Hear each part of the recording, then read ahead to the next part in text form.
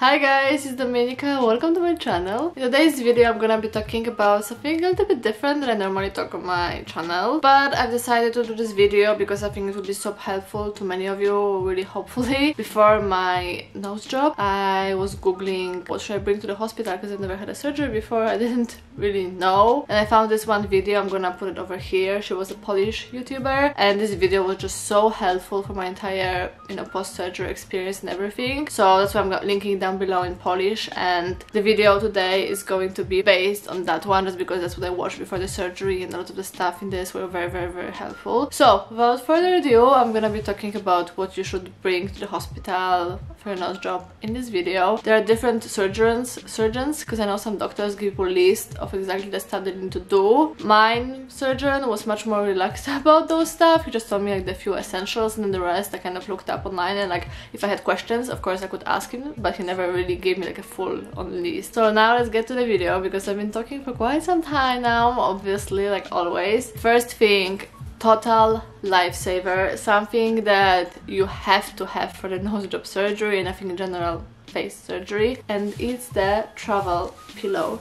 And it's just the best thing ever, guys. I cannot even stress how much it helped me during my recovery process. So when you wake up from your surgery, your face is really swollen. You cannot simply just lay down because then the swollenness will go to your head, if that makes sense. So when you're like laying down, you're kind of like in a sitting position a little bit. So having this helps so much because without it, my head would go, just like this, and you're not supposed to do that. You're supposed to be straight like that. So the pillow makes it much more comfortable because you're automatically like, your head is going less backwards. And also when you sleep at night, you have to sleep on your back, and without the pillow my head would just be going like wiggling all over the place. And with the pillow it helped me so much to just stay still, and I would just like lay down like this on it, so it felt much more comfortable because my head was having something to lay down to instead of like wiggling like really crazy. And also during the day when I was watching TV, just chilling, I always had it on just because my head was still, and I also wasn't nervous at night that maybe I will touch my nose over the pillow or something accidentally. That really helped to just stabilize things. So that's something I definitely recommend for you guys. Then moving on, when you get to the hospital, they will ask you to wash yourself in like antibacterial soap, and depending where you are for your surgery, in Poland just give me their own like soap and just asked me to go in a shower before the surgery and like wash myself. But I know that in US they expect you to do it yourself before the surgery, so it's good to have and ask your doctors if you need to do it yourself. Then also when you get to the hospital, you need to have the button downs like this, like for example a dress, a button down dress, or the zipper down dress. And it's because after the surgery you could not put anything over your head. So when I came to my clinic for the surgery, they gave me their own hospital gown with the buttons, but I know that maybe depending where you are you might bring your own stuff. But even after the surgery, like prior to the surgery, I prepared myself all of the button down shirts that I have and dresses and had them ready in my home, so when I came back I didn't have to go through the drawers looking for them, but they were all laid down over there. So that's like super important for you to have. Another thing that you need is slippers, and it's because when you're after the surgery you cannot put your head down like this, you have to stay still. So you don't want anything that's like hard to put on your feet.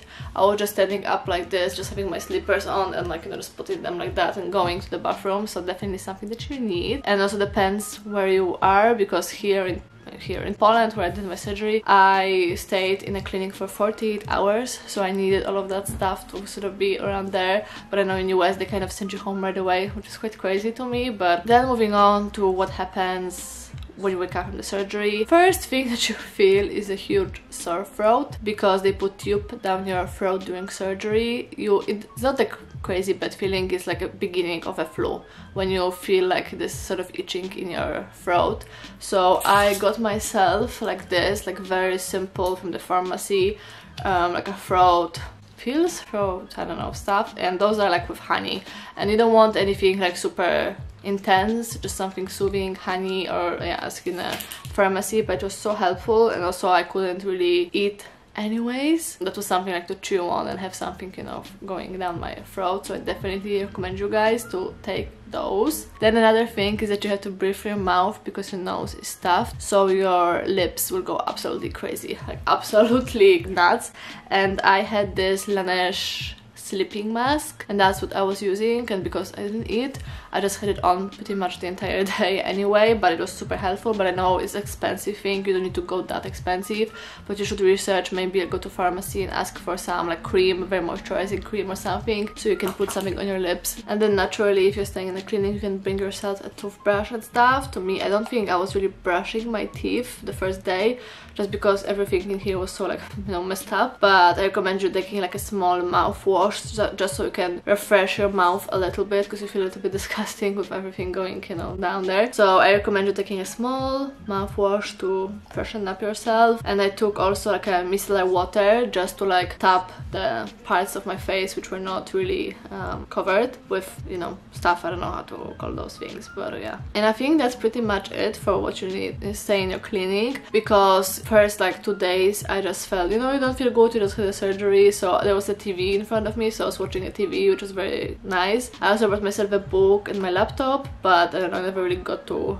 watching it. Maybe because there was TV, so maybe you can bring yourself a laptop just to watch a movie, but I feel like reading a book is just too much effort, you know, when you're post-surgery. Then when you leave the clinic, the hospital, of course they will give you antibiotic, and like when you're in the clinic, they were just like washing me down with, I don't know what to call it, like I had thing in and they were giving me painkillers and stuff. So when you leave actually the clinic, you have to take care of that stuff yourself, obviously. So they gave me antibiotic, and depending where you are, they'll give you a different kind. But you have to get that antibiotic from pharmacy. Then also you have to get those, I don't know how to call it in English, but you get those pills which you take along with antibiotic, because they have like flora, like bacterial flora, that antibiotics are killing the good flora, so you need to get those as well. And then I had this, it's a salted water, but it's special for like a nose hygiene, so it can be a little bit different for everyone. But to me, second day after surgery, the bleeding from my nose started, and for some reason I also got a runny nose. I don't know if I got a cold or allergy, but the crazy amount of like fluid was coming out of my nose for like a week. So, and of course you cannot blow your nose after the surgery, so that's what I was doing. I was spraying this one in, just like, you know, having a tissue and sort of having everything come out, which is quite gross, but that's what's happening. Yeah, because of my runny nose and just constantly running, and you couldn't, you know, just blow it.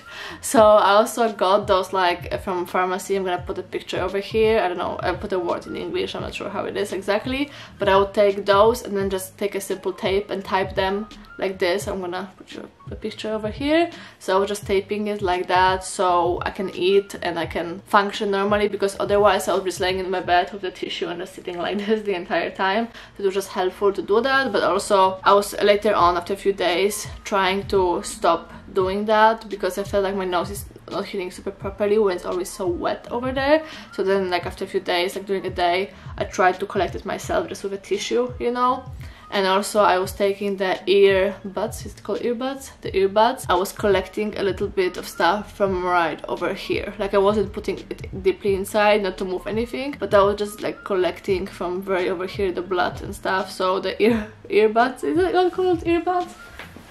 Okay, it's called cotton buds. So I was using those just to clean up my nose a little bit. And to be honest, that's everything that I would say was essential to me. That's all that I used post my surgery. But also in the video that I watched, the YouTuber, the girl, she talked about buying some stuff for bruising to help it. And that depends what your clinic is, because as you see, like from my surgery, yeah, they put a cast on my nose, but then all those tapes on my face. So for the first week, I couldn't use anything for my bruising, because it was underneath the tapes and underneath the cast and everything. And then when it took it, yeah, then after 7 days they took down the cast, but they put like these stripes on my nose. So I put a picture over here, and I had those for 3 days. So in total it was 10 days. And when I took everything from like my face, so at this point my bruising was yellow, and there was no point really to buy anything to cure it. But depending where you are, because I know some surgeons, they put just cast on your nose, so then you can also go to pharmacy and ask for like anti-bruising creams and stuff. And that's it for that video. I mentioned everything that I really needed during my post-surgery time. Everything was super helpful, but in general I'd say when it comes to the surgery, you just have to take it's slow. Stay in your bed as long as you have to.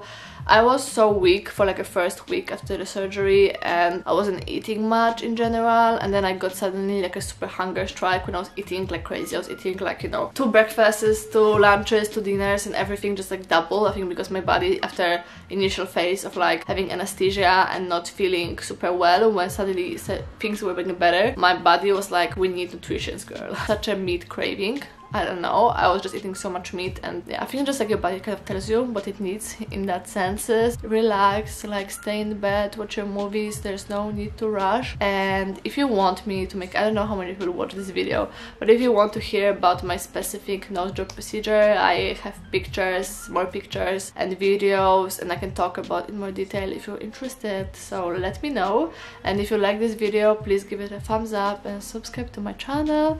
And for now, I hope you have a very, very wonderful day, and I hope to see you again in one of my videos. Bye bye!